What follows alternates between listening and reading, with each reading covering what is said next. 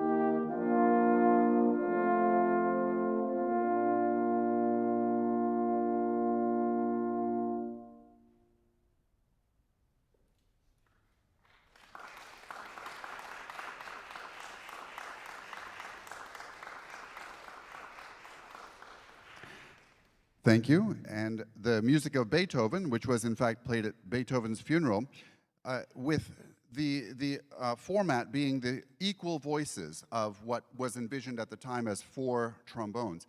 We're going to reimagine that and stay with the form of the equali. This is something that has intrigued composers throughout history. And some 20 years after Beethoven's funeral, about 23 years after Beethoven's funeral, Anton Bruckner came along and was fascinated by those sounds of the trombone, and he wrote a couple of equali himself for trombones, but for 3 trombones. However, we don't have 3 trombones here, so I thought it might be a better idea to feature, and thank you, Joshua, you can take a seat, to feature the equali of Bruckner with our 3 euphoniums that we have. So we're going to take this opportunity to play 2 equali by Anton Bruckner.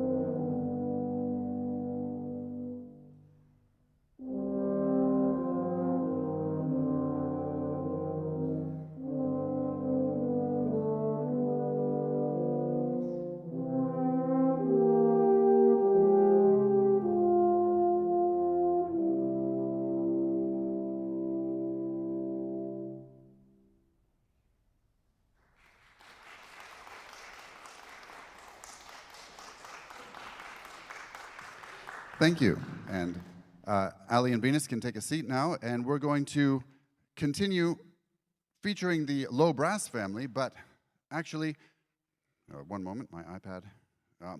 We're going to feature now the trombone section of our ensemble with a very interesting piece by George Philip Telemann. Of course, a much earlier composer than what we presented to you so far, and so this is a transcription of a piece, but it's from the 6 canonic studies, which is very interesting if you consider that we're going to play exactly the same music to you, exactly the same part. The only difference is that I start one measure before he starts. And so you have to be a very clever composer to work out what's going to make sense to the audience to have two players play exactly the same thing but separated by one measure all the way through the piece. So this is just a single movement piece, the Sonata Number 1 from the 6 Canonic Studies by George Philip Telemann.